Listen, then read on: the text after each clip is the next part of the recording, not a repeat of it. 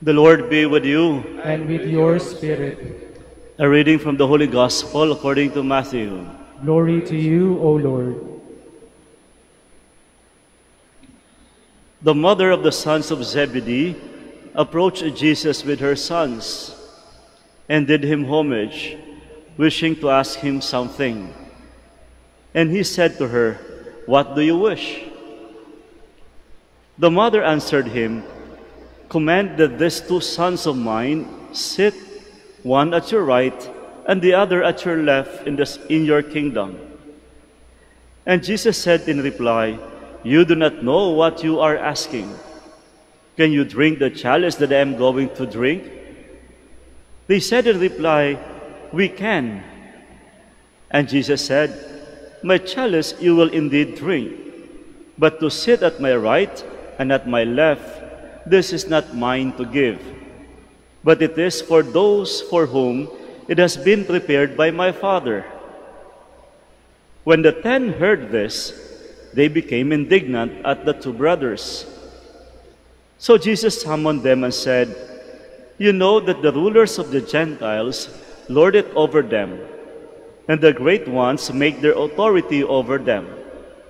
But it shall not be so among you. Rather, whoever wishes to be great among you shall be your servant. Whoever wishes to be first among you will be your slave. Just so the Son of Man did not come to be served, but to serve and to give his life as a ransom for many." My dear friends, the Gospel of the Lord. Praise to you, Lord Jesus Christ.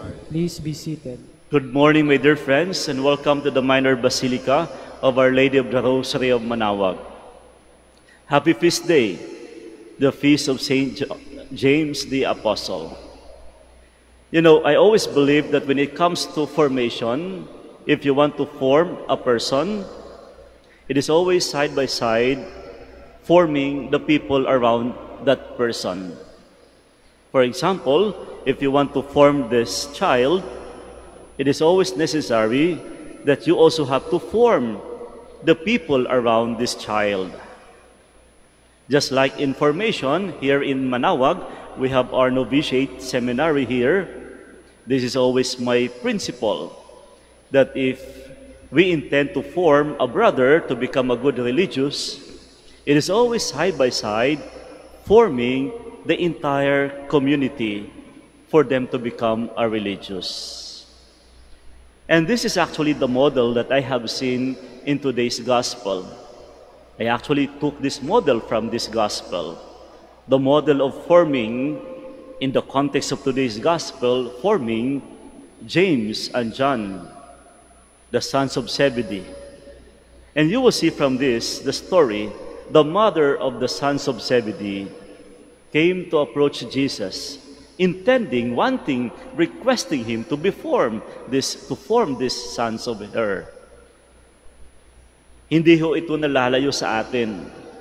Parang tayo din mga Pinoy.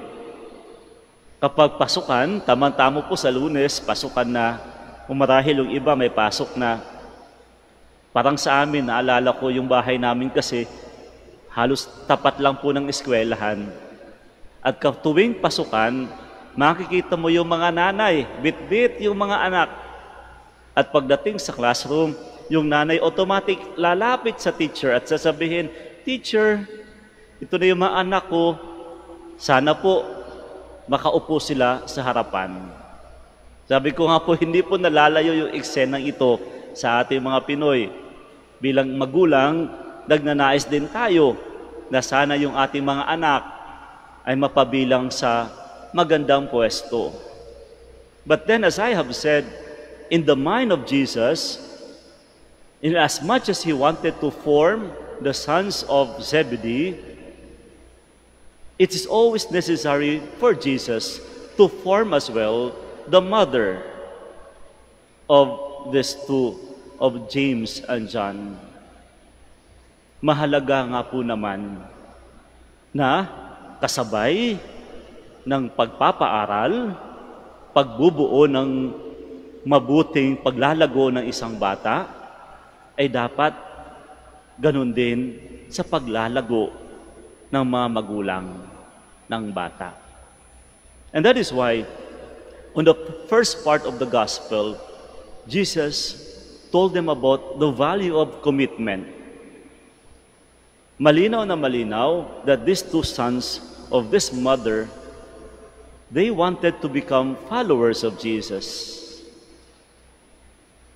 That is why, in the first part, you will see ang nais na iparating ni Kristo sa mga magulang, sa nanay na ito, yung kahalagahan ng commitment. Ano nga bang ibig sabihin ng commitment? Commitment is not simply about reaping rewards. To serve or service is not simply about gaining returns. When we talk about commitment, it is primarily about selfless giving or self-giving. Yung pag-aalay ng buhay mo. It's all about giving up of oneself, sacrificing your life for the sake of Jesus. Ito yung sinasabi ni Kristo sa unang bahagi. Habang kausap niya ang mag-ina, nauunawaan niyo ba ang inyong sinasabi? Oo, malinaw na malinaw sa inyo, gusto niyong sumunod sa akin. Subalit, malinaw ba sa inyo ang kahulugan nito? Kaya pinapaliwanag niya ng maigi, can you drink the chalice that I'm going to drink? When Jesus told that, He's actually telling them, are you ready to embrace the sacrifices that I'm about to embrace? Are you ready to give up your life for the sake of God? Yun yung tunay na commitment. Hindi yung tipong you are just simply mindful of the things that you will receive eventually. It's not about reaping rewards. When we talk about commitment, it's actually about self-giving. Yung pagbibigay mong lahat. Kaya pinapakita ni Kristo sa ina na ito na the fact that you presented your sons to become apostles, it's actually tantamount to telling her, are you ready to give up your sons for the sake of the kingdom? Another thing about it, Jesus also intended to form the people around it, especially those who heard about the scenario. Narinig po ng mga apostoles. So anong ginawa ni Kristo? He also talked to them. And the lesson that He imparted is about becoming a real apostle. How is it to become a genuine disciples of Christ?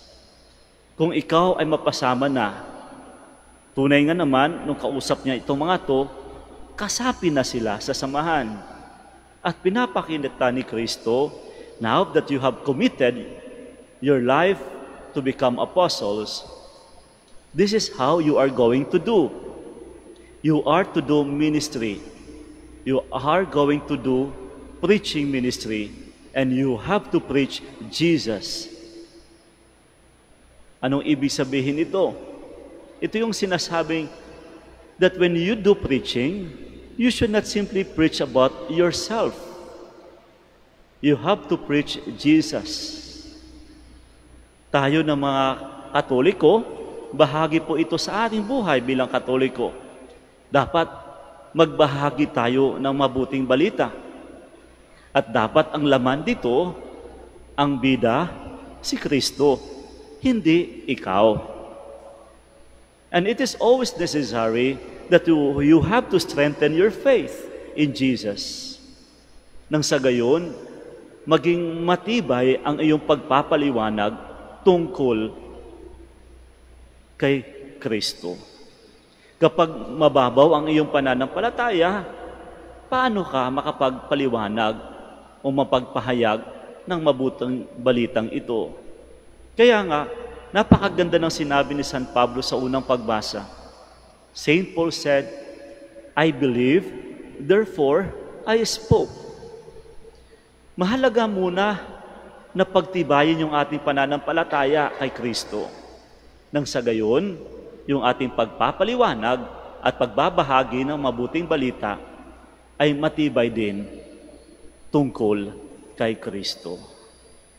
At ito yung nais iparating ni Kristo sa kanila, sa mga apostoles, habang kinakausap niya sila, na dapat matibay at buo ang iyong commitment kay Kristo. Nang sa gayon, handa kang ialay ang buhay mo para lang kay Kristo. Kaya even to the point of giving up your life for the sake of the kingdom. Again, today we celebrate the feast of Saint James. And indeed, if you are going to see the life of Saint James, truly he ended up drinking the chalice,